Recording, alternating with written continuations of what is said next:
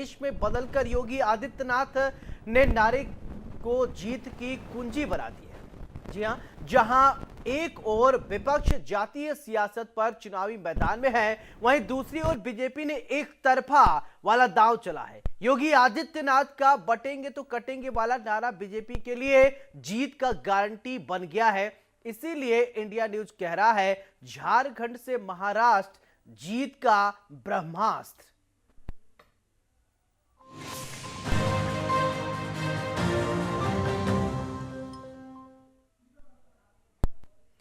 झारखंड के बाद अब महाराष्ट्र में भी योगी आदित्यनाथ ने प्रचार की कमान संभाल ली है। साथ ही योगी आदित्यनाथ अपने चीर परिचित अंदाज में चुनावी मुद्दे को धार दे रहे हैं। चुनावी मंच से विपक्ष पर जोरदार जुबानी हमला कर रहे हैं, साथ ही एकता वाला दांव भी चल रहे हैं। महाराष्ट्र के वाशिम में चुनावी सभा को संबोधित करते हुए योगी आदित्यनाथ ने कहा, एक है तो नेक है और सेफ है। इतना ही नहीं, योगी आदित्यनाथ ने अयोध्या में कहा कि अयोध्या तो झांकी है, मथुरा काशी बाकी है वाले नारे को भी वादे की शक्ल देने की कोशिश की है। योगी आदित्यनाथ ने कहा कि ये भारत किसी के सामने झुकने वाला नहीं है और न ही पीछे हटने वाला है। अयोध्या इसकी शुरुआत है, अब हम काशी और मथुरा की ओर बढ़ रहे हैं। साथ ही योगी आदित्यनाथ ने विपक्ष पर जमकर प्रहार किया। विपक्ष को हिंदू विरोधी बताते हुए योगी आदित्यनाथ ने कहा, ये वही लोग हैं जो कहते हैं कि राम और कृष्ण कभी हुए ही नहीं। योगी आदित्यनाथ ने विपक्ष की जातीय सियासत पर गहरी चोट करते हुए कहा, जिस तरह से शिवाजी ने एकजुट होकर हिंदवी साम्राज्य की स्थापना कि उसी तरह आज समाज को एक होने की जरूरत है। ऐसे में सवाल है, क्या जाति सियासत पर योगी ने एक एकता का वाला प्रहार किया है? क्या विपक्ष की हिंदू विरोधी छवि चुनाव में भारी पड़ेगी? क्या योगी का एकता वाला दांव जीत दिला पाएगा? क्या योगी के प्रचार का मतलब जीत की गारंटी है? क्या योगी के आह्वान पर एकजुट होगा हिंदू? आज इसी मुद्दे पर बड़ी बहस करेंगे। इन्हीं सवालों के साथ मेहमानों का एक खास पैनल हमारे साथ जुड़ेगा, लेकिन उससे पहले मुख्यमंत्री योगी आदित्यनाथ के उस बयान को हम सुनवाते हैं जिस पर आज हमको करनी है बड़ी बहस। सुनिए। अयोध्या में जब प्रोग्राम किए, भव्य मंदिर में रामलला विराजमान हो रहे थे, तब प्रधानमंत्री मोदी जी ने एक बात कही थी। तब उन्होंने कहा था, तब उन्होंने एक ही बात कही थी, ये तो शुरुआत है, शुरुआत। केवल अयोध्या ही नहीं, अब तो हम काशी और मथुरा की तरफ भी बढ़ चुके हैं। और छत्रपति शिवाजी महाराज हम सबको एकजुट करके लेके गए। हर भारतवासी को अपने साथ जोड़े थे, अपने सेना का हिस्सा बनाए थे। छत्रपति शिवाजी महाराज जिस एकजुटता का प्रदर्शन करके हिंदवी साम्राज्य की स्थापना किए थे, आज उसी का आह्वान करने के लिए, उन्हीं से प्रेरणा लेकर के मैं बार बार आपसे कहता हूं कि बंटिए मत। उन्हीं से प्रेरणा ग्रहण करके मैं आपसे कहता हूं, बंटिए मत। क्योंकि जब भी बटे थे तो कटे थे।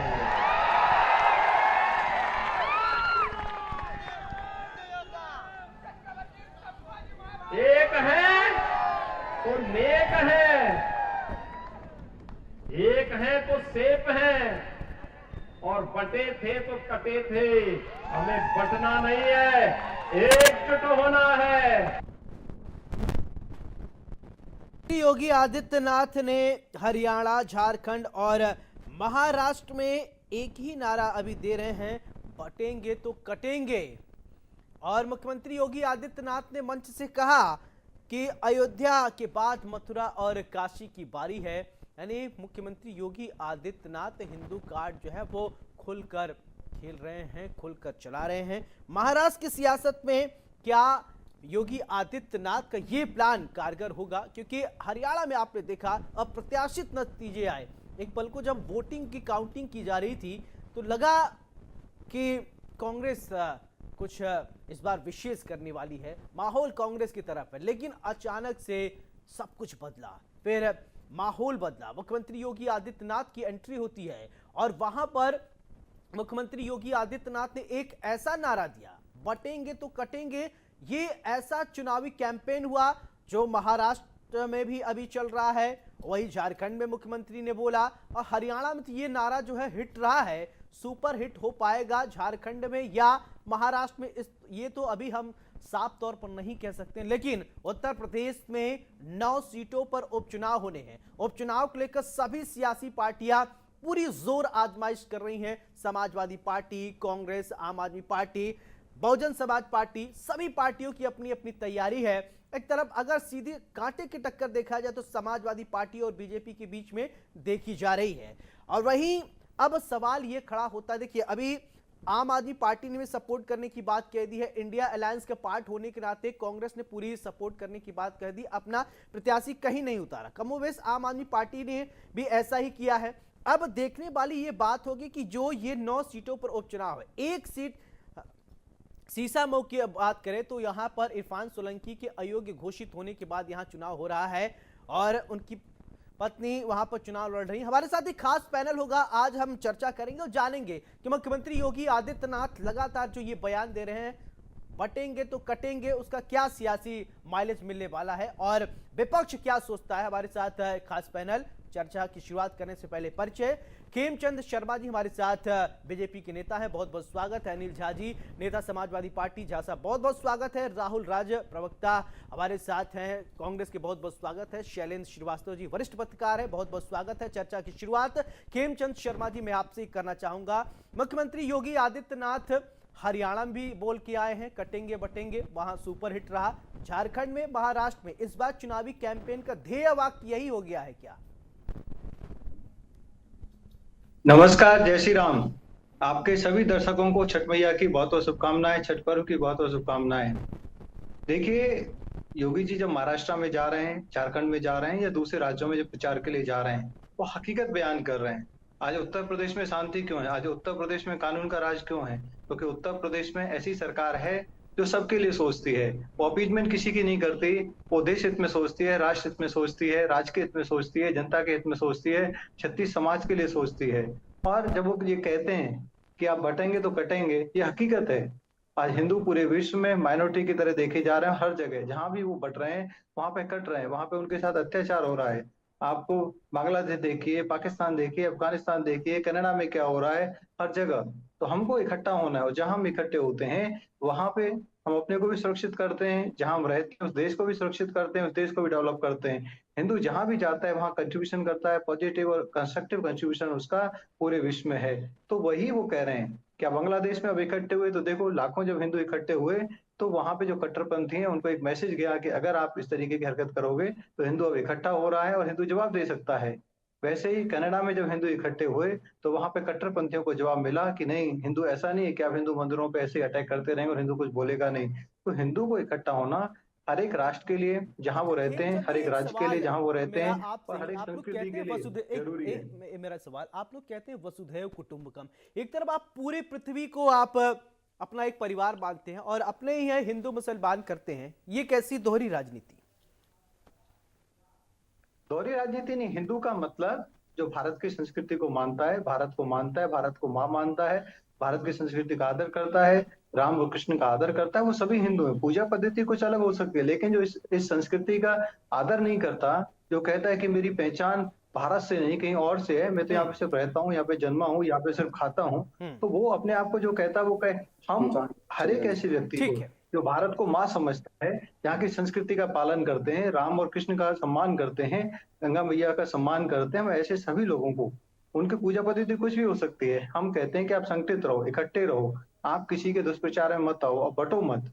अगर ऐसे सब लोग इकट्ठे रहेंगे तो देश आगे बढ़ेगा। ठीक है खेमचंद जी, आपकी बात आ गई। अनिल झा जी, मेरा सवाल आपसे, महाराष्ट्र में भी मुख्यमंत्री योगी आदित्यनाथ जाकर कह रहे हैं कि कटेंगे तो बटेंगे तो कटेंगे, फिर इसके बाद हरियाणा में उन्होंने कहा और फिर इसके बाद झारखंड में कल कहा था, और आप लोग कह रहे हैं जुड़ेंगे तो जीतेंगे।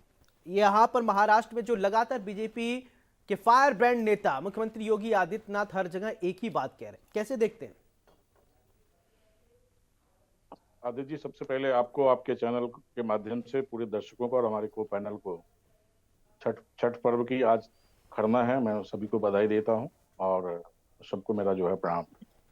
देखिए, योगी आदित्यनाथ जी का बयान ये कोई नया बयान थोड़ी है। जब से वो सांसद थे तब से उनका तो बयान लगभग मारो काटो वाला ही रहा था। शब्दों का चयन समय समय पे जैसे जितना हारते हैं वैसे उतना उनका शब्दों का चयन जो है घटता बढ़ता जा रहा है। आप दो तीन बातें हैं आपके आज इस डिबेट में, और आप जो शुरू से बातें कर रहे हैं और जो चला रहे हैं उसमें दो तीन बातें हैं जो तथ्य है, मैं आपके सामने रखना चाहता हूं। देखिए, सबसे पहले आइए आप यूपी के चुनाव, ये शुरू कहां से हुआ? ये हरियाणा चुनाव से शुरू नहीं हुआ, ये चुनाव यूपी में हारने के बाद शुरू हुआ है। यूपी में जो एक तरफ 80 के 80 जीत रहे थे योगी जी, जो हर मंचों से कहते थे, वो 80 से आधे पे आ गए। जब आधे पे आ गए तो क्यों आए आधे पे आए? उसके पीछे कई कारण है। भाजपा असंगठित है, अलग अलग है। डिप्टी सीएम दो अलग धरे हैं, मोदी जी के, अमित शाह जी के दिल्ली धरा अलग है और योगी जी का अपना धरा अलग है। तो योगी जी को ये एक अल्टीमेटम दिया गया है कि अगर उत्तर प्रदेश के 10, हालांकि अब 10 नहीं करा पा रहे हैं, वन नेशन वन इलेक्शन की बात करने वाले लोग 10 एक साथ इलेक्शन नहीं करा सकते एक भी प्रदेश में। चार प्रदेशों का चुनाव एक साथ होना था, वो नहीं करा सकते वन नेशन वन इलेक्शन करने वाले लोग। खैर, उनकी अपनी विडंबना और अपनी उनका नीति और नियत है। तो योगी जी को ये कहा गया है कि अगर भाई तुमने 9 के 9 सीट नहीं जीते ना, तो अब की बार तुम्हें फिर जो है वहीं गोरखपुर की तैयारी करनी पड़ेगी। और उसके लिए फिर पीछे लोग बैठे हुए हैं, डिप्टी सीएम, जिसकी बात हमेशा से अखिलेश जी ने शुरू कर दी 2022 से। उससे पहले मोदी जी करते थे, जिनको अपनी जात बतानी पड़ी थी कि मैं ओबीसी में आता हूँ। और 2022 के चुनाव के बाद हमारे आदरणीय अखिलेश यादव जी ने और समाजवादी पार्टी ने पीडीए का जो एक मुहिम लेके हम लोग चले थे, जिसमें आज लोग जुड़ते जा रहे हैं, उस पीडीए से घबरा के उनको शब्दों में चयन में उन्होंने जो है एक नारा दिया उन्होंने। तो ये नारा दरअसल वो अपने भाजपा नेता को दे रहे हैं कि भैया अगर तुम यूपी में जब वो बात करते हैं तो वो देते हैं भाजपा के जो अलग अलग लोग हैं कि अगर तुम अलग अलग रहोगे तो आज मेरा नंबर है, कल तुम्हारा भी नंबर आएगा मोदी जी और अमित शाह के सामने। उसी तरह से वो गए हैं सिर्फ वहां पे महाराष्ट्र में, वहां वो शिवसेना शिंदे गुट को कह रहे हैं, अजित पवार को कह रहे हैं और फडणवीस को भी कह रहे हैं कि अलग अलग जो लड़ रहे हो एक पार्टी बना लो। देखिए क्या है इस देश में, आज मैं बड़ी अफसोस के साथ मुझे तकलीफ हो रही है, आज उत्तर प्रदेश में इस देश का किसान जो कृषि प्रधान देश हमारा है, आज 5 किलो अनाज मोदी जी बड़ी गर्व से 80 करोड़ 90 करोड़ लोगों को परिवार को बांट रहे हैं। ये अनाज हमारा किसान उगाता है। और आज चित्रकूट में एक खाद डीएपी खाद के लाइन में लेने के लिए लाइन में लग के किसान की मृत्यु हो जाती है। देखिए, ये जिस सरकार को, जिस मुख्यमंत्री को अपने प्रदेश को के लिए चुना गया है, इतनी बहुमत की सरकार है, उसको अपने प्रदेश को आगे ले जाने के लिए, नौजवानों के लिए, किसानों के लिए, बेरोजगारों के लिए, महंगाई के लिए, लॉ एंड ऑर्डर के लिए, इन सब पे बैठ के बात करना, नियम देखिए पंकज जी भाषण देने में लगे हुए हैं, ऐसी डिबेट नहीं होती है। आप मेरे को जवाब देने का मौका दीजिए। अनिल जी लगातार आप भाषण दे रहे हैं, आप बात नहीं रख रहे हैं। ठीक है, इनको मिर्ची लगी, मिर्ची आप गलत बातें कर रहे हैं। मैं आपको, मैं खुद उत्तर प्रदेश से आता हूँ। पहले किसानों को ब्लैक में खाद खरीदना पड़ता था, डीएपी खरीदना पड़ता था, यूरिया खरीदना पड़ता था, मिलता ही नहीं था। आज प्रचुर मात्रा में यूरिया मिलता है, आज प्रचुर मात्रा में डीएपी मिलता है, और आप कह रहे हैं कि लाइन में रखे हमारे कौन सी जगह हमारे हैं? आप झूठ फैला रहे हैं। और आप जिस पीढ़ी की बात करें उस पीढ़ी में आप आते हो कि आपका समाज आता है? अनिल झा जी, आपका समाज उस पीढ़ी में आता है? आपकी पार्टी के 36 समाज की बात करती है, क्यों 36 समाज की बात नहीं करती? और जब पीढ़ी में भी वो एक परिवार में ही सारी सीटें क्यों बांट देती है? अच्छा ठीक है, झा साहब एक बात, ठीक है, अच्छा वैलिड पॉइंट है। झा साहब आप ब्राह्मण समाज से आते हैं। झा साहब एक सवाल मेरा, आप समाजवादी पार्टी में पीडीएम ए में क्या आप हैं अल्पसंख्यक में हैं या अगड़ी जात में हैं? इस बार अल्पसंख्यक है, अगड़ी जात है, आप तो अगड़ी जात में आते हैं ना झा साहब?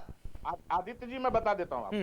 सबसे पहले तो एक करेक्शन, अभी जो भाजपा के प्रवक्ता मित्र थे हमारे, आप मेरे को करेक्ट कर दीजिएगा कि चित्रकूट में आज एक लोगों की लाइन में किसान की मृत्यु हुई है कि नहीं हुई है। ये आपके चैनल पे भी चला होगा। अब मैं बताता हूँ, मैं भी हूँ साहब, पीडीएम में मैं भी हूँ।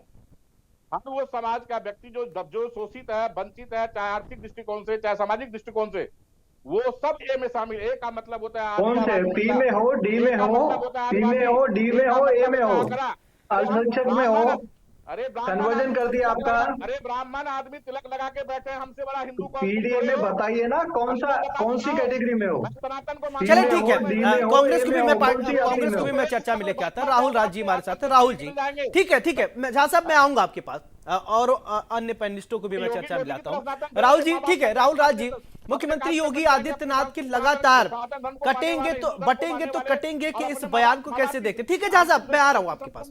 ठीक है झा साहब आ रहा हूं आपके पास, औरों को भी ले आता हूं डिबेट में, चर्चा में। राहुल जी जी, मुख्यमंत्री योगी आदित्यनाथ लगातार महाराष्ट्र में भी वही बयान दिए। हरियाणा से शुरू हुआ, हरियाणा झारखंड महाराष्ट्र में बयान सेम है, बटोगे तो कटोगे। और इस बार उपचुनाव होने हैं, तैयारियां कैसी? पहले बयान को किस तरीके से आप देखते हैं, आपका क्या नजरिया है इस बयान के प्रति? एक प्रतिक्रिया चाहूंगा आपसे। जी, सभी दर्शकों को मेरा नमस्कार। छठ पूजा की बहुत बहुत बधाइयां। और शारदा सिन्हा जी की ना पूरा होने वाली ऐसी महिला, बिहार कोकिला, जो आज सदा के लिए उनकी आवाज मौन हो गई, उनको विनम्र श्रद्धांजलि के साथ छठ पूजा की भी बधाई देते। देखिए, यहाँ पे भारतीय जनता पार्टी का काम सिर्फ नफरत फैलाना है। राजनीति को धर्म में घसीटना भारतीय जनता पार्टी आज से नहीं करते आ रही है। जब से अयोध्या विवाद रहा, उसके पूर्वोत्तर इनके जो आडवाणी साहब हैं, वहां से धर्म की राजनीति इन्होंने शुरू की और आज तक वो चलती आ रही। आज केंद्र में भारतीय जनता पार्टी की सरकार है, उत्तर प्रदेश में भारतीय जनता पार्टी की सरकार है, लेकिन फिर भी योगी आदित्यनाथ कहते हैं कि बटेंगे तो कटेंगे। बांट कौन रहा है, काट कौन रहा है? ना तो कोई बांट रहा है और ना तो कोई काट रहा है। ये सिर्फ अपनी राजनीतिक फायदा, राजनीतिक रोटी सेकने के लिए इस तरीके के बयान से लोगों में दहशत और डर का माहौल पैदा करना चाहते हैं। आज ये डर से डराकर लोगों से वोट लेना चाहते हैं और अपनी सरकार जोड़ तोड़ से बनाना चाहते हैं, चाहे वो हरियाणा हो।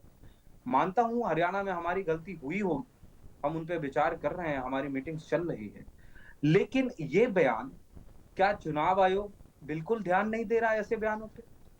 क्या इन पे रासुका लगता नहीं है? क्या ये भारत के नागरिक नहीं है? क्या ये मुख्यमंत्री हैं तो इनके लिए कोई अधिकार तय नहीं है? क्या इनका कोई सीमा नहीं है? क्या कोई कानूनी प्रभाव नहीं है? क्या?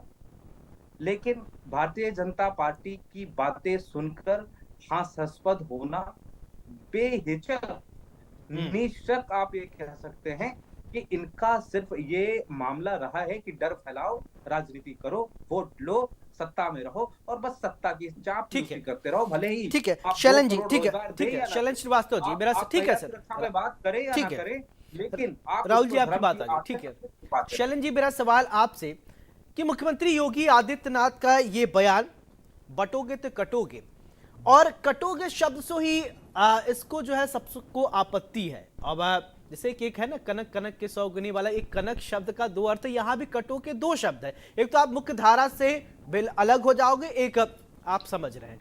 तो इस बयान को कैसे देखते? क्या बीजेपी इसी बयान के नाव पर सवार होकर अच्छा प्रदर्शन महाराष्ट्र झारखंड में करेगा? उपचुनाव उत्तर प्रदेश में है, कैसे आप देखते हैं इस बयान को, जिसको लेकर खूब चर्चाएं हो रही है? समाजवादी पार्टी की तरफ से खूब होर्डिंग्स भी अलग अलग आए दिन देखने को मिल रहे हैं। देखिए, हर पार्टी का अपना एक तरीका होता है चुनाव लड़ने का, इनकी अपनी एक रणनीति है और जो स्ट्रेंथ होता है उसी पर ज़्यादा भरोसा करके बातों को आगे रखा जाता है। भारतीय जनता पार्टी पिछले 10 वर्षों से सत्ता में है भारत की, और शुरू में जब सत्ता में आई थी तो उस समय इसी तरह के धार्मिक मसले को ज़्यादा हवा दी गई थी और उसके आधार पर लोग लामबंद हुए थे और वे सत्ता में आए थे। फिर जब 5 साल बीत गए हैं तो ये लगने लगा कि नहीं ठीक है, अब हम बाकी लोगों को भी जोड़ सकते हैं, क्योंकि कोई इस तरह की कहानी नहीं हुई। बीच में मोदी जी भी कहने लगे हिंदू मुस्लिम सारे धर्म के लोग एक एक हैं और सब लोग जुड़े, अब संख्याओं को सम्मान मिलने लगा था, शुरू हो गया। लेकिन जो भी 2024 का लोकसभा चुनाव हुआ, सत्य है कि उस चुनाव में जब भारतीय जनता पार्टी को बहुमत नहीं मिला अकेले, तो उनको लगा कि ऐसी क्या गड़बड़ी है। हमको ऐसा लगता है कि आपस में जो आत्ममंथन हुआ होगा उसमें जो लोग कट्टर मतलब हिंदुत्व को लेकर चलने वाले लोग थे, उनको एक मौका मिला कि उदार होने की जरूरत नहीं है, फिर से वही कट्टरता अपनाइए। जिस तकनीक का इस्तेमाल करके हम एक बार सत्ता में आए थे, उसी का फिर से इस्तेमाल करेंगे तो फिर से सत्ता में आ जाएंगे। और इसको ध्यान में रखते हुए मुझे लगता है उन्होंने रणनीति बनाई और उसका उपयोग हरियाणा में किया। वो संयोग था कि वो उसी दौरान में वो वहां पर हिजबुल्लाह का जो कमांडर मारा गया था, उसके विरोध में यहाँ पर इंडिया में कुछ जगहों पर हमने देखा, लखनऊ में और कश्मीर में और भी कई जगहों पर लोग निकल के जो शिया वर्ग के थे उन्होंने मातम मनाया, उसको प्रसारित भी किया गया और वो उस दिशा में काम भी किया। लोगों को लगा अरे सही बात है, ये मारा गया हिजबुल्लाह का चीफ और दर्द यहाँ के इनको व्यक्ति को हो रहा, तो उसका इम्पैक्ट पड़ा, लोग लामबंद भी हो गए उसी वजह से, और वो एक आश्चर्यजनक वहां पर परिणाम आया। तो उसी को लेकर चल रहे हैं। अभी मैं देख रहा था, भाषण भी सुन रहा था योगी साहब का भी महाराष्ट्र के लिए और झारखंड के चुनाव के संदर्भ में। ठीक है, सारी बातें केवल धर्म के ऊपर आधारित। ठीक है खेमचंद जी, ठीक है ठीक है सर, भी- आपकी बात आ गई। खेमचंद जी, मेरा एक सवाल, मुख्यमंत्री योगी आदित्यनाथ ने महाराष्ट्र में आज एक और बात कही, जो कि उन्होंने कहा कि अयोध्या के बाद मथुरा और काशी की बारी है। यानी डेवलपमेंट जिस तरीके से आपने अयोध्या में किया और इसके बाद काशी और मथुरा की बात कर रहे हैं, अब बीजेपी पे जो आरोप लगते हैं कि बीजेपी धर्म के नाम पर राजनीति करती है, क्या ये आरोप सही है? एक बार फिर मथुरा और काशी का नाम जो लिया है मुख्यमंत्री ने खुद, क्या आप लोग धर्म के नाम पर राजनीति कर रहे हैं? देखिए, हम धर्म के नाम पे राजनीति नहीं करते, ये लोग धर्म के नाम पे राजनीति करते हैं। आप देखिए, जहां भी अपीजमेंट की बात आएगी सबसे पहले अपीजमेंट का बात ये करेंगे। अभी पीछे आपने देखा कैसे दुर्गा विसर्जन में एक रैली निकल रही थी, पत्थर फेंके जाते हैं, मारपीट की जाती है, गाली गलौज की जाती है, मूर्ति को उन्होंने खंडित किया। लेकिन कौन सा वीडियो समाजवादी पार्टी दिखाती है कि जब झंडा चेंज हो रहा है? इसको कहते हैं धर्म की राजनीति, इसको कहते हैं अपीजमेंट की पॉलिटिक्स। हम छत्तीस समाज की बात करते हैं, सबका भला कर रहे हैं, सबको घर दे रहे हैं, सबको अनाज दे रहे हैं, सबको सिक्योरिटी दे रहे हैं, सबको सपोर्ट कर रहे हैं, सबको हमारे बेनिफिट्स मिल रहे हैं, आयुष्मान भारत कार्ड सबको दिए जा रहे हैं। तो आदरणीय प्राइम मिनिस्टर मोदी जी और योगी जी जब बात करते हैं मथुरा और काशी की, तो मथुरा काशी हमारे 100 करोड़ से ज्यादा हिंदुओं के दिल की बात है, आस्था का केंद्र है। अब ये थोड़ी कोई दूसरा समाज कहीं नहीं, हमारे आस्था का केंद्र है। अब हम ये थोड़ी करें कि मक्का मदीना में जाके हिंदू क्लेम कर रहे हैं, नहीं, ये मथुरा और काशी हमारे दिल है। जब हम बात कर रहे हैं वहां पे डेवलपमेंट की, अपनी संस्कृति की, अपने मंदिरों की, अपनी जगह की, अपने स्थान की, तो उसमें क्या गलत है? क्योंकि ये करना नहीं चाहते। ये अपीजमेंट की पॉलिटिक्स के तहत कट्टरपंथियों के दबाव में कभी भी किसी भी कीमत पे ये मथुरा और काशी की बात करेंगे नहीं। काशी हम सबने देखा, अभी जिस तरीके से एविडेंस आए कि वहां शिवलिंग है, वहां पे बहुत सारी चीजें, अंदर मूर्तियां हैं, त्रिशूल है, बोल रहा है हर चीज, हर एविडेंस बोल रहा है कि वहां मंदिर था और मंदिर के ऊपर मस्जिद बनाई गई है। वैसे मैं तो खुद ब्रिजवासी हूँ, मथुरा में देखते हैं जो जन्म स्थान का मंदिर है उसके ऊपर, मतलब मंदिर के ऊपर दीवार है, बहुत सारी मूर्तियां। अगर जब सर्वे, अभी तो कोर्ट में चल रहा है केस, जब सर्वे होगा बहुत सारी मूर्तियों को ऐसा कहा जाता है कि जो सीढ़ियां हैं उनके नीचे दबा दिया गया तोड़ के। और वो पूरी भूमि, अगर आप वैसे भी जाओगे एविडेंस के तौर पे, पूरी भूमि जन्म स्थान के नाम पे जानी जाती है, मस्जिद कमेटी के नाम पे कुछ भी नहीं है, ना कोई एविडेंस है, ना कोई वो पैसा देते हैं, ना सरकारी कोई रिकॉर्ड है, बस कब्जा है। क्योंकि वो कब्जा उन्होंने खेमचंद जी, एक तलवार के और दम पे छोटे किया से था। सवाल का जल्दी जवाब दे दीजिए, फिर इसके बाद जब मैं अनिल झा जी के पास जाऊंगा, क्या मुख्यमंत्री योगी आदित्यनाथ के आह्वान पर हिंदू एक हो जाएगा? आपको इतना विश्वास है मुख्यमंत्री योगी आदित्यनाथ पर? होगा, हो रहा है, हिंदू एक हुआ है, होगा। हिंदू को डिवाइड करने की साजिश कांग्रेस ने की।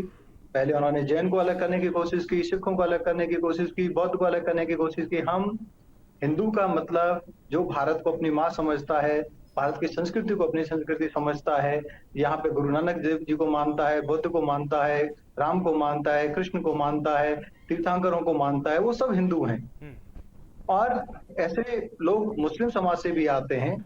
हमारे यहाँ पे आपने देखा किस तरीके से हम लोगों ने एपीजे अब्दुल कलाम जी को राष्ट्रपति तक बनाया, हमारे जो प्रधानमंत्री अटल बिहारी वाजपेयी जी थे उनको मान सम्मान दिया, क्योंकि वो उस तरीके का काम करते थे। तो हम सभी राष्ट्रवादियों को हिंदू समझते हैं, जो इस जमीन को अपनी समझते हैं। हम सबसे आह्वान कर रहे हैं, आप इकट्ठे रहें, आप डिवाइड ना हो, आप किसी के बहकावे में ना आए, आप कट्टरपंथियों के बहकावे में ना आए। आप कट्टरपंथियों की सोच के अनुसार आप इजराइल और फिलिस्तीन का युद्ध चल रहा है, उसमें फिलिस्तीन के लिए नारे ना लगाएं। आप जब बांग्लादेश में हिंदुओं के साथ अत्याचार हो रहा है तो वहाँ कट्टरपंथियों को साथ ना दें, कट्टरपंथियों को आप क्रिटिसाइज करें। तो हम हर एक ऐसे व्यक्ति को जो इस संस्कृति के बारे में सोचता है, हम उनसे आह्वान करें, क्योंकि जब तक ये संस्कृति है, इस संस्कृति को मानने वाले लोग हैं, तभी भारत भारत है। आपकी बात आ गई। झा साहब, मेरा सवाल आपसे है, आपको नहीं लगता है कि धर्म कर्म से उठकर राजनीति करने की जरूरत है?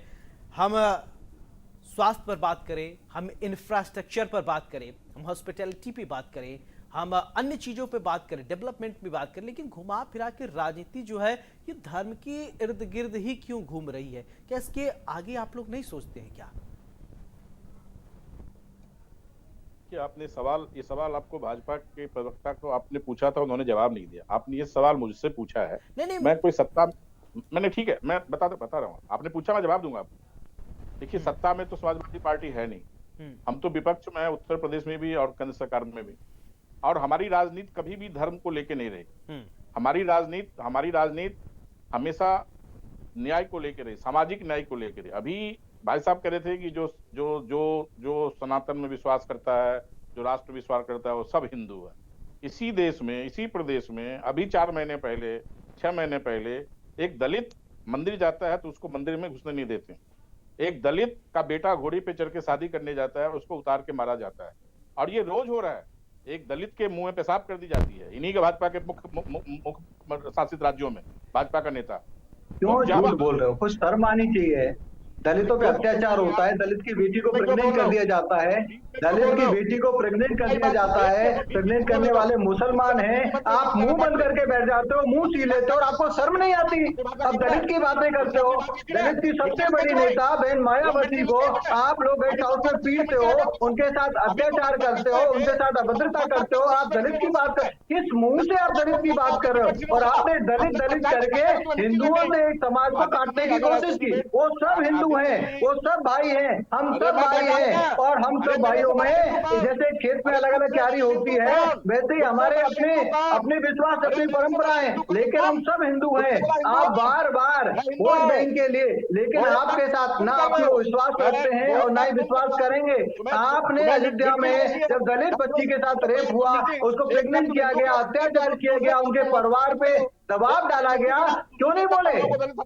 वहां पे तो आप कह रहे थे नहीं, वहां तो आप मुस्लिम के साथ खड़े हो गए, वहां तो आप उस व्यक्ति के साथ खड़े हो गए जिसने अत्याचार किया है। आप तो उनके साथ खड़े हो गए कि जो अत्याचार कर रहे हैं, जो पीड़िता के परिवार को धमका रहे थे। तो आप किस मुंह से दलित की बात करते हैं? आप किस मुंह से? आपको दलित समाज पसंद नहीं करता, नहीं करेगा। आपने जो अफवाह फैलाई थी कि रिजर्वेशन खत्म हो जाएगा, संविधान बदल जाएगा, क्या बक रहे हो? आदित्य जी, अगर अपनी बारी में अगर ना बहुत बीच में बोले, इंटरप्ट ना करने के लिए, आपने मुझसे सवाल पूछा, मैं जवाब दे रहा हूँ। क्या गुंडे कर रहे हो? क्या अभद्रता की भाषा यूज करोगे? अगर आप पे दम है तो अपनी बात रखो। अब आपने अभद्रता का प्रदर्शन करके आप अपनी पार्टी की संस्कृति प्रदर्शन, कुछ नहीं है। चलिए, अपनी बारी में बोलिए।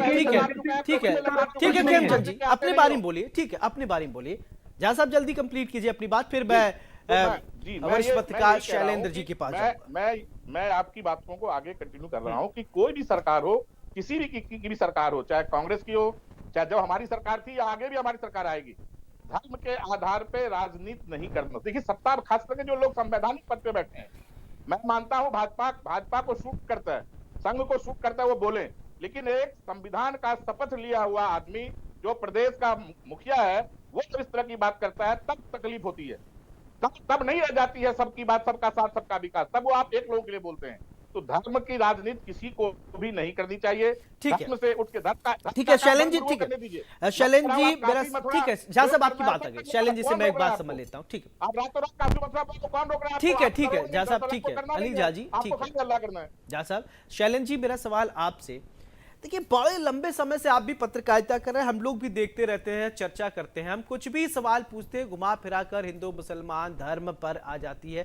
क्या इस धुरी से हम क्यों नहीं निकल पा रहे हैं? हम डेवलप पे क्यों नहीं बात करते हैं और अन्य चीजों पर क्यों बात नहीं होनी चाहिए? महंगाई पे क्यों बात नहीं होनी चाहिए? और कोई भी बात अगर कहो तो चीजें घुमा दिया जाता है। क्या इससे निकल नहीं पाते हैं क्या राजनेता खासकर? ये इनकी कमजोर कड़ी है ना, कमजोर पक्ष पे कैसे बात करेंगे? संविधान में स्पष्ट रूप से मना किया गया है कि आप किसी को धर्म, जाति, लिंग, नस्ल और निवास स्थान के आधार पर, जन्म के आधार पर कोई विभेद नहीं कर सकते। उसके बावजूद खुलेआम इस तरह की बातें बंद लफ्जों में यही कहा जा रहा है कि इस धर्म के लोग एक हो जाओ, बाकी धर्म के लोग अलग हो जाओ। बंद लफ्जों में सबको समझ में आती है। जो संवैधानिक संस्थाएं हैं उनको समझ नहीं आती। चुनाव आयोग क्या कर रहा है, इन लोगों को सोचना चाहिए। और हम क्या कहना चाहते हैं? क्या हम जब सरकार बनाएंगे तो उसमें केवल एक जाति, एक धर्म का व्यक्ति पर शासन करेंगे? दूसरे धर्म के लोग कहाँ जाएंगे? विदेश चले जाएंगे, उनको देश से निकाला कर दें, क्या करेंगे? हमको अगर नेता बनना है, हम जीतेंगे, हम अगर विधायक भी बनते हैं तो उस विधानसभा क्षेत्र में जितने लोग हैं सबको रहना है। हम अच्छा, एक बात है, बीजेपी की सरकार में ऐसा नहीं काम नहीं हो रहा, काम हो रहा है और बहुत सख्ती के साथ काम कर रहे हैं। सबको वितरण होता है। जो सामाजिक स्कीम्स हैं उसके लाभार्थी सभी धर्म और सभी वर्गों के लोग हैं। लेकिन अगर आप किसी को खाना खिला रहे हैं, ऊपर से वो ले खा कैसे, तो इस तरह के कोई आदमी नहीं खाना पसंद करेगा। हमें सबको सम्मान देना है, क्योंकि मोदी जी ने कहा था सबका साथ, सबका विकास, सबका सम्मान, सबका प्रयास, सबका विकास। ये सब कहाँ चला जा रहा है?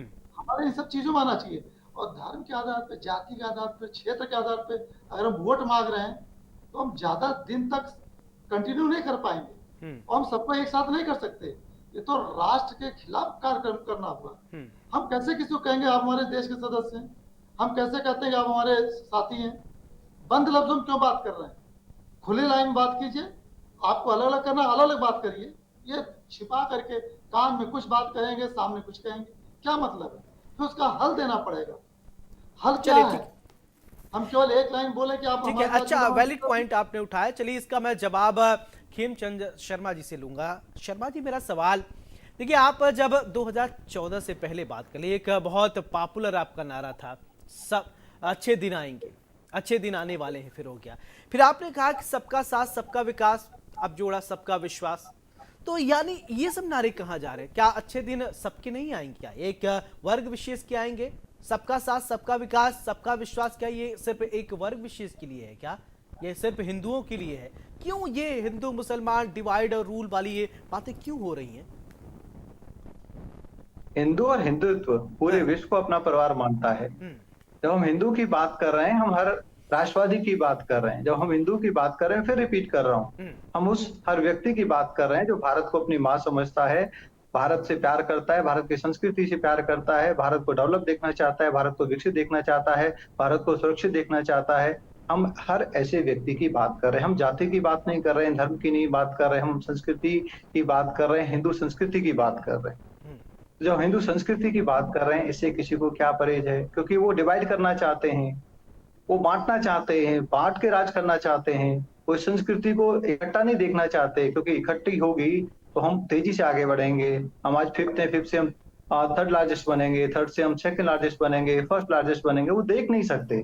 ये शक्तियां, ऐसी शक्तियां भारत में भी हैं, भारत से बाहर भी हैं, जो लगातार साजिश रच रही हैं। और अब तो लीडर ऑफ ओपोजिशन कांग्रेस के सर्वसर्वा राहुल गांधी जी बाहर जाके अफवाह फैलाते हैं, झूठ फैलाते हैं, और उसके आधार पे जो अलगाववादी हैं, उग्रवादी हैं, या देश को तोड़ने वाली साजिशें करने वाले लोग हैं, वो उसका फायदा उठाते हैं। कहते हैं कि भाई सिख गुरुद्वारे नहीं जा सकते, कड़ा नहीं पहन सकते, पगड़ी नहीं पहन सकते। हाथों हाथ उनकी बात को खालिस्तानी लेते हैं, यूज करते हैं। ऐसे मुसलमानों के लिए बयान देते हैं। ऐसे ही अभी हमारे समाजवादी पार्टी के मित्र वो कह रहे हैं कि हम दलित के शुभचिंतक हैं, जबकि दलितों को पीटते भी हैं। जब दलित के खिलाफ कोई माइनॉरिटी वाला अत्याचार करता है तो चुप हो जाते हैं, घर बैठ जाते हैं, शांत हो जाते हैं। ये सब लोग जो समुचित सोच से काम कर रहे हैं, हम सिर्फ ये कह रहे हैं कि आप समुचित सोच वालों को छोड़िए, आप बटिए मत, इकट्ठे रहिए। जो हमारा विजन है देश को डेवलप करने का, उसमें शामिल होइए, फीडबैक दीजिए, सपोर्ट करिए, सलाह भी दीजिए। हम लगातार आपके बीच में रहते हैं, क्योंकि हम और हमारे नेता अपने आप को चौकीदार समझते हैं, सेवक समझते हैं, ट्रस्टी समझते हैं, मालिक नहीं समझते। जैसे समाजवादी पार्टी में एक परिवार का वर्चस्व है, एक ही परिवार में मल्टीपल महामंत्री, मल्टीपल मंत्री, मल्टीपल पदाधिकारी, मल्टीपल एमपी, मल्टीपल एमएल, सब अच्छा कुछ ठीक है प्राइवेट लिमिटेड खेमचंद जी, कंपनी। ठीक है ठीक है सर। एक मैं चाहूंगा आपका ये नारा है तो आप एक तुलनात्मक जवाब दीजिए, सबका साथ सबका विकास सबका विश्वास एक, और बटेंगे कटेंगे, कौन भारी पड़ता आपको नजर आएगा? दोनों आपके ही नारे हैं साहब। नहीं, दोनों ही कोऑर्डिनेटेड है। हम्म सबका साथ सबका विकास, हम्म हम सिर्फ उनको एक्सक्लूड करते हैं जो मुख्य धारा में नहीं रहना चाहते, हम्म जिनका पर्पज अलग है, जो हमारी संस्कृति से प्यार नहीं करते, देश से प्यार नहीं करते, राष्ट्र से प्यार नहीं करते, जो इनको डिवाइड करना चाहते हैं, छेड़ना चाहते हैं, जो अपने वेलाफाइड इंटेंशन के साथ आगे बढ़ना चाह रहे हैं। सबका साथ सबका विकास के आधार पे जब हम घर देते हैं तो हमने सबको दिए हैं। आप माइनॉरिटी वर्ग में देखेंगे तो उनकी परसेंटेज से ज्यादा घर उनको डिलीवर हुए मैं आ हैं। रहा हूँ झा साहब, हर आ एक रहा हूँ व्यक्ति को हम अनाज दे रहे हैं, हर एक घर में हम लोगों ने टॉयलेट बनवाया है, हर एक गांव तक हमने सड़क बनवाई है, पीएम किसान के माध्यम से हर समाज के लोगों को हम सपोर्ट कर रहे हैं।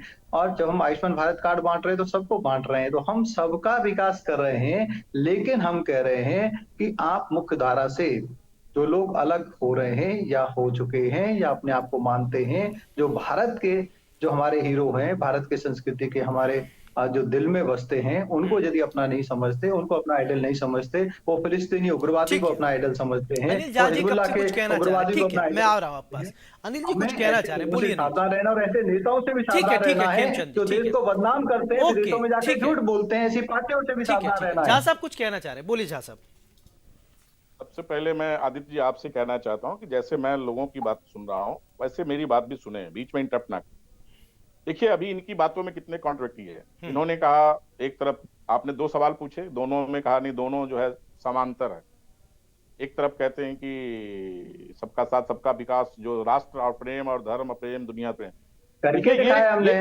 हाँ बिल्कुल। अब फिर आप क्या नहीं है नहीं यार? देखिए खेमचंद अरे जी आप इनको बोलने दीजिए, झा साहब को अपनी बात रखने दीजिए, आप बीच में बोलेंगे बातें मैं तो इंटरप्ट हो सम्मान के जाएंगी, साथ कह रहा नहीं हूँ, समझ बात में आएगा। रखिए। आप मेरा नाम सुनिए, अपनी बात रखिए। अनिल जी कौन रोक रहा है आपको? बात रखिए अपनी। ठीक है अनिल जी बोलिए, अनिल जी बोलिए प्लीज। अब देखिए इस देश में 2014 से लेके और 2024 के चुनाव सब जानते हैं कि 85% लगभग हिंदुओं की आबादी है और 15% या 20% मान लीजिए, 80-20 योगी जी कहते हैं, योगी की बात करता हूं। अब 80-20 की बात करते करते इस 80% में 30%, 35%, 40% के आसपास सरकारें बन रही हैं मोदी जी की दो तीसरे टर्म्स में। तो ये कहना ये चाह रहे हैं कि वो जो 40% लोग हिंदू जो इनको वोट नहीं देते हैं वो हिंदू नहीं है। नंबर एक, ये कह रहे हैं, इनकी बातों से, इनकी बातों से, इन्होंने जो खंडन किया उससे और इनके नाराओं से लग रहा है। दूसरा, मुझे तो ऐसा, मैं अगर भाजपा में होता तो मैं तो अपने नेताओं से ये कहता कि भाई कम से कम यही कह दो, इसके बजाय कि भाई हम हिंदुओं को 500 रुपए सिलेंडर देंगे या मुसलमानों को 1000 रुपए सिलेंडर देंगे। मैं हिंदुओं के बेरोजगारी में रोजगार दूंगा, मुसलमानों को रोजगार नहीं दूंगा। बजाय अगर ये कटने मरने की बात की, अगर ये बात करते कि महंगाई हम कम कर देंगे, भ्रष्टाचार कम कर देंगे जो चरम सीमा पे है, रोजगार लेके पैदा करेंगे, और तो सब 80% इनको वोट देते। दरअसल इनको वोट के समय इनको याद आता है जो आपने भी कहा ना, हिंदू मुस्लिम, जो अभी पत्रकार महोदय कह रहे थे, और जिसका ये नारा फेल हो चुका है। अगर ये नारा चलता तो 1992 से लेके शुरू हुआ था, ये आज 2024 में समापन की ओर है। एक नया, चूंकि चुनाव है 2-3 राज्यों में, 2 हो गया, 2 और उपचुनाव है, ये यहीं तक है। और ये लिटमस टेस्ट है, मैं फिर कह रहा हूं, ये योगी जी का लिटमस टेस्ट है। इस चुनाव 20 तारीख के बाद ये नारा उसी तरह से जमींदोज हो जाएगा जैसे पास्ट में बहुत सारे नारा जमींदोज हुआ है। मैं फिर कह रहा हूं आदित्य जी की किसी भी सरकार को, कम से कम जब आप चुने हुए सरकार है, इतने बहुमत से हैं, इतने 25 करोड़ लोगों ने आपको चुना है, तो कम से कम आप बैठ के, जब आप कहते हैं कि सबका साथ सबका विकास सबका विश्वास, तो सबके लिए सोचिए। फिर ऐसी भाषा का प्रयोग मत करिए संविधान की कसम खा के संवैधानिक पद पे बैठ के, जिससे किसी को आहत हो। ठीक है, और आप डिसाइड करेंगे जवाब देना चाहूंगा। मुसलमान कौन। नहीं अब राहुल राज जी हमारे साथ जुड़ गए हैं, नेटवर्क की वजह से शायद डिस्कनेक्ट हो गए थे, नेटवर्क मुसलमान इशू कौन है। ठीक है ठीक है राहुल जी, मेरा सवाल ठीक है सर, आप लोगों ने बहुत बोला। राहुल जी ठीक है, राहुल राज जी हमारे साथ जुड़ गए, शायद नेटवर्क की इशू की वजह से डिस्कनेक्ट हमसे हुए थे। राहुल जी मेरा सवाल एक आपसे, ठीक है झा साहब, इंडिया अलायंस के राहुल राज जी भी हैं, उनको भी बोल लेने दीजिए। हमारे साथ थोड़ा टाइम के लिए डिस्कनेक्ट हो गए थे, नेटवर्क हो सकता है प्रॉब्लम रहा हो। राहुल जी, मेरा सवाल आपसे, देखिए सबका साथ सबका विकास पे अभी हम चर्चा कर रहे थे, आप थोड़ा डिस्टर्ब हो गया, आप हमसे बातें पूरी सुन नहीं पाए होंगे, लेकिन मेरा सवाल आपसे, अभी आप सपोर्टिंग कंडीशन में इस समय है, कांग्रेस समाजवादी पार्टी का सपोर्ट कर रहे हैं, किस तरीके से आपकी तैयारी चल रही है, ये पहले आप बताइए। सर, नेटवर्क की दिक्कत की वजह से आपकी आवाज में क्लियरिटी नहीं आ रही है, एक बार फिर से दोहराएंगे सवाल? ठीक है राहुल जी, मेरा सवाल कि आप इस समय सपोर्टिंग कंडीशन में हैं कि आप समाजवादी पार्टी की तरफ से इंडिया अलायंस के पार्ट होने के नाते आप समाजवादी पार्टी को सपोर्ट कर रहे हैं, आपकी तैयारियां कैसी हैं, क्या रणनीति है आपकी आगे चुनाव को लेकर? देखिए, समाजवादी पार्टी का शानदार नारा है, जुड़ेंगे तो जीतेंगे, और हमने भी यही नारा दिया है, न्याय का हक मिलने तक। जब तक न्याय मिलेगी नहीं, जब तक महिला सुरक्षा होगा नहीं, जब तक महिला के आरक्षण जो मोदी जी ने पास किया था वो इम्प्लीमेंट होगा नहीं, जब तक लोगों की सुरक्षा पे बात होगी नहीं, जब तक युवा रोजगार बेरोजगारों को 2 करोड़ रोजगार दी नहीं जाएगी, 15 लाख रुपए खाते में नहीं आ जाते, तब तक ये मोदी सरकार पे भरोसा करना मुझे लगता है पाप ही नहीं, ये बिल्कुल नाइंसाफी है। ये मोदी सरकार सिर्फ धर्म के संकट, धर्म के जाल में लोगों को उलझाकर फंसाकर और वोट प्राप्त करना चाहती है, वोट बैंक बनाना चाहती है। अभी हमारा देश युवा है, और जब ये देश आने वाले टाइम पे 10-15 सालों बाद जब ये युवा वर्ग निकलकर मध्यस्थ वर्ग में आएंगे, बुजुर्ग वर्ग में आएंगे, तब देश के लोग कहाँ जाएंगे, तब उनको नौकरी कौन देगा, तब उनका घर का पालन पोषण कौन करेगा? ये सवाल अपने आप में एक बहुत बड़ा महत्वपूर्ण है कि इनकी चुनौतियां, ये सिर्फ धर्म को लाकर राजनीति अपना करना चाहते हैं, धर्म की आड़ में छुप छुप कर सब कुछ करना चाहते हैं,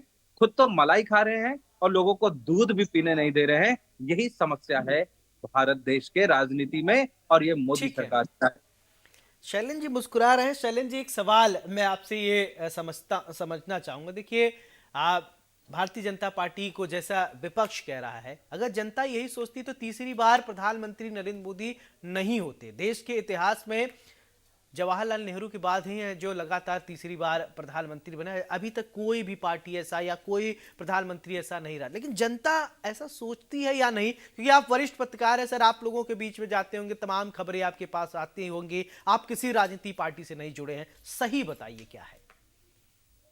देखिए, कोई व्यक्ति या दुनिया में कोई चीज सीधी सीधी ब्लैक एंड व्हाइट नहीं होती।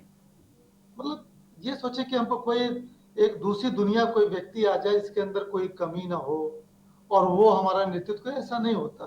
हम ये देखते हैं जो व्यक्ति अपेक्षाकृत बेहतर होता है उसको हम मानते हैं कि ये बढ़िया है, जो अपेक्षाकृत खराब होता है उसको मानते हैं कि ये बेकार है।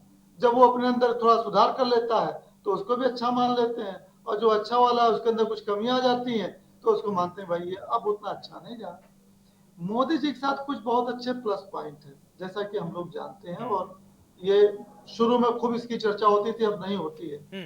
Is very disciplined since beginning.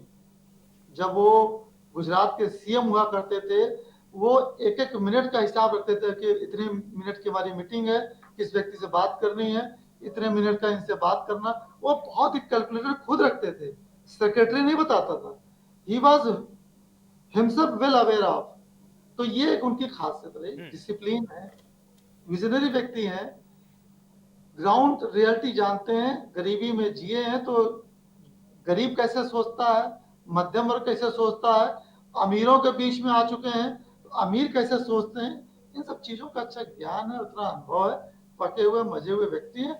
और एक Bharatiya Janata party supported by RSS एक ऐसा संगठन है जिसका उनको सपोर्ट मिल गया है, और उन्होंने इसलिए बहुत अच्छे तरीके से, दमदार तरीके से अपने नेतृत्व का प्रदर्शन किया जो आम भारतीयों को अच्छा लगता है। साथ ही साथ उन्होंने अपना जो इस तरह से इमेज बिल्डिंग भी की, वो लोगों को आह्लादित करता है, ये प्लस पॉइंट। लेकिन माइनस पॉइंट उसमें ये बनता चला जा रहा है कि सबको लेकर एक साथ नहीं चल पा रहा। एक धर्म विशेष पर लगातार बंद लफ्जों में अटैक, ये लोगों को पसंद नहीं। धीरे धीरे करके लोग, इसीलिए लोगों का मन चेंज होता जा रहा है। इसीलिए इन्होंने नारा जो दिया था सबका साथ सबका विकास करके जोड़ा था, वो सबको पसंद आया था कि चलो इसका मतलब चेंज हो गया, और उनकी बातें भी बदलने लगी थी। लेकिन जब से ये 2024 का लोकसभा चुनाव का झटका लगा है, तब से फिर से रणनीति बदल गई। तो वो थोड़ा सा लोगों को बहुत समझ में नहीं आ रहा, पसंद नहीं, क्योंकि जो भारतीय संस्कृति, जैसा कि भाई खेमचंद शर्मा जी बोल रहे थे कि जो हम यहाँ की संस्कृति में विश्वास करेगा, हम उनको जोड़ना चाहते हैं। यदि ये इसका मंतव्य है तो बहुत अच्छा है, लेकिन तब हम ये क्यों नहीं कहते कि सारे देश के लोग एक रहो, पूरे देश के लोग एक रहो, अलग मत हो। हम तो ये भी कह सकते हैं ना, क्योंकि लोग जब आपकी कोई लाइन अगर किसी की समझ मैं में नहीं जवाब दूं? तो लाइन हम थोड़ा और अच्छी बोल सकते हैं, क्योंकि इतनी खेमचंद जी अच्छी मैं आ रहा हूँ, सुन लीजिए। अच्छा भाव निकलना भी चाहिए। हम्म। तो अब ले दे कर आइए कि लोकतंत्र है, लोकतंत्र में विभिन्न जाति वर्ग क्षेत्र के लोग होंगे, उन सबको एक साथ लेके चलना होगा। हम एक व्यक्ति विशेष, एक पद्धति विशेष के ऊपर वो करके सबको एक साथ नहीं ठीक जोड़ है, सकते। आपने अच्छे से समझा दिया, विश्लेषण किया। राहुल जी, क्योंकि आपका सवाल लेके मैं शैलेंद्र जी के पास गया था, एक छोटा सी प्रतिक्रिया मैं आपसे लूंगा, फिर इसके बाद मैं अनिल झा के पास जाऊंगा। खेमचंद जी मैं आपके पास आ रहा। राहुल जी देखिए, आप कह रहे हैं कि कई बातें आपने आरोप लगा, लेकिन जनता का मोह भंग हुआ नहीं। पहली बार हो सकता है कि कुछ गड़बड़ हो, जनता डिस्कनेक्ट हो, नहीं हुई। पहली बार भी मौका मिला, दूसरी बार मिला, कमोबेश तीसरी बार मिला, सीटें अप्स एंड डाउन हुई, लेकिन सरकार भारतीय जनता पार्टी के प्रदेश में, डबल इंजन के प्रदेश में भी है। दूसरी बार मुख्यमंत्री योगी आदित्यनाथ बने हैं और तीसरी बार प्रधानमंत्री नरेंद्र मोदी ही हैं। बताइए, आप लोगों की होमवर्क में कमी रह रही है क्या कि जनता कनेक्ट नहीं हो पा रही है?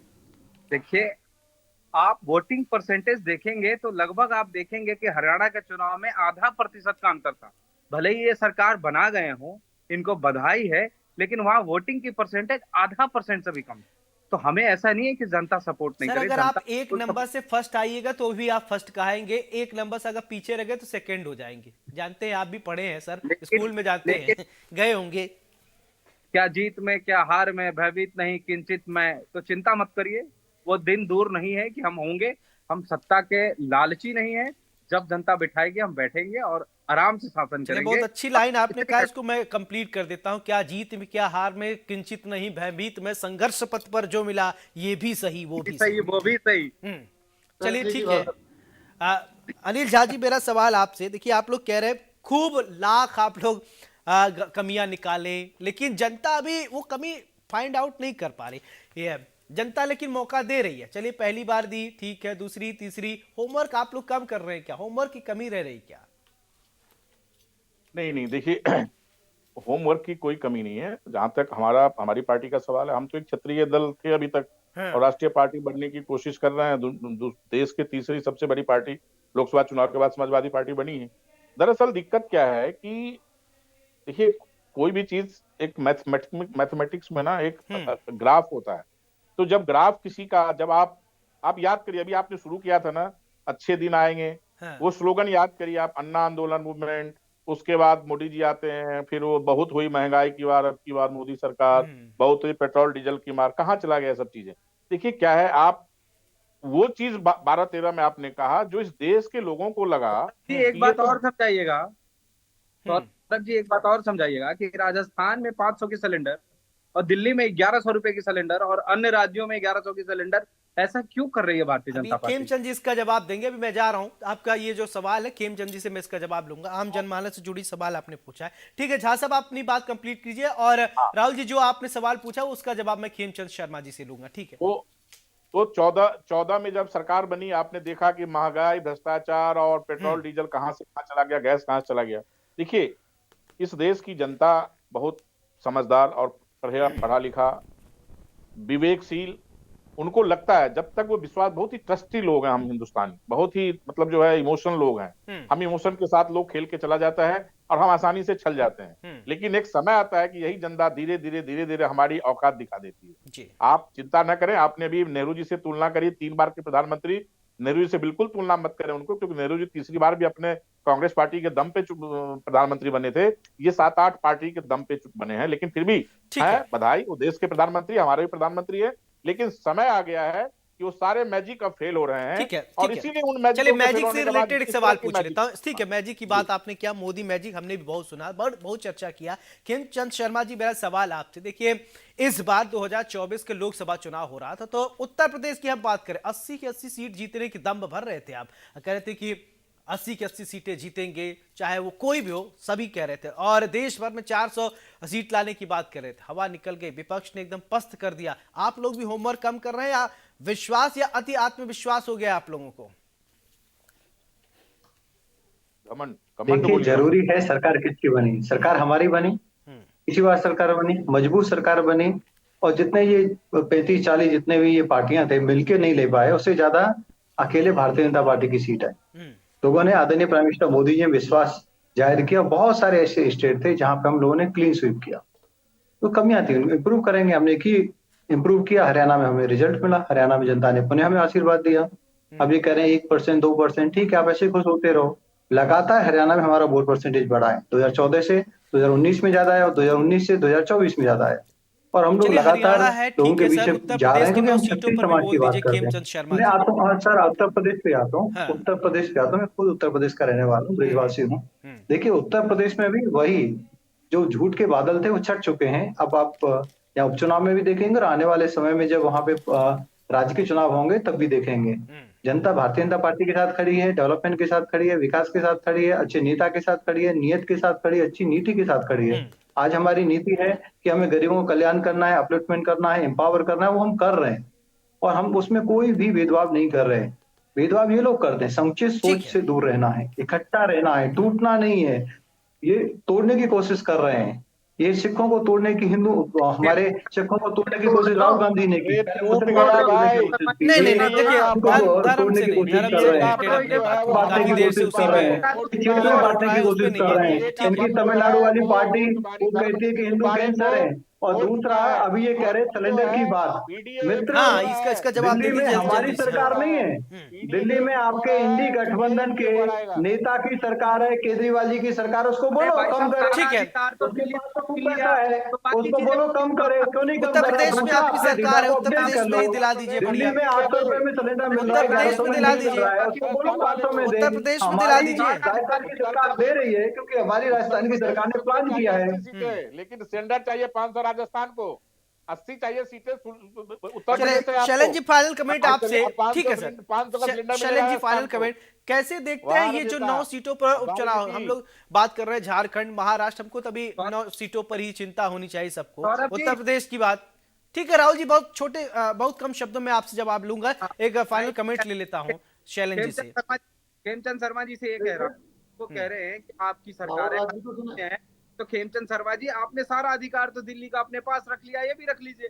राहुल जी, सारा अधिकार नहीं है, जब अपने एडवर्टाइजमेंट पे खर्चा करना पड़ता है, हजारों करोड़ फूक देते हैं, पूरे अधिकार उन्हीं के पास है, पूरे अधिकार उन्हीं के पास है, 75 से 80 हजार फाइनल करोड़ कमेंट नहीं लेने पूरा दिया प्लान करने का हमारे पास अधिकार वक्त की कमी है, केजरीवाल के माफी के पास साथ है। यही रोकना चाहूंगा आप सभी को, माफी के साथ यही रोकना चाहूंगा। बहुत बहुत शुक्रिया आप सभी का हमारे साथ जुड़ने के लिए बड़ी बहस में।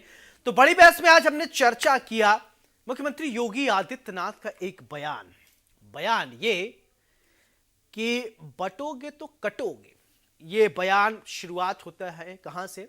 हरियाणा से। हरियाणा में कमल खिल जाता है, सरकार बन जाती है। झारखंड में भी मुख्यमंत्री योगी आदित्यनाथ यही बयान देते हैं। फिर महाराष्ट्र में भी आज मुख्यमंत्री योगी आदित्यनाथ ने यही बयान। उत्तर प्रदेश में 9 सीटों पर उपचुनाव होने हैं, टोटल तो 10 पे होने हैं, लेकिन अभी 9 सीटों पर होने हैं। अब क्या ये बटोगे कटोगे वाला फार्मूला काम करेगा? क्या बीजेपी हिंदुत्व के नाम पर वोट चाहती है? मुख्यमंत्री योगी आदित्यनाथ का ये कार्ड जनता को कितना पसंद आएगा? मुख्यमंत्री योगी आदित्यनाथ का ये बयान जनता कितना लाइक करेगी? ये तो चुनाव के बाद ही पता चलेंगे, क्योंकि जनता ही जनार्दन है, क्योंकि फाइनली जनता को ही वोट करना होता है। और अभी कई बयान और कई चीजें और आपको चुनाव से पहले सुनने को देखने को मिलेंगे। हम उस पर डिबेट करेंगे, बड़ी बहस करेंगे, और हम आपको बताएंगे पल पल की अपडेट, चुनाव में क्या कुछ हो रहा है। बड़ी बहस में मेरे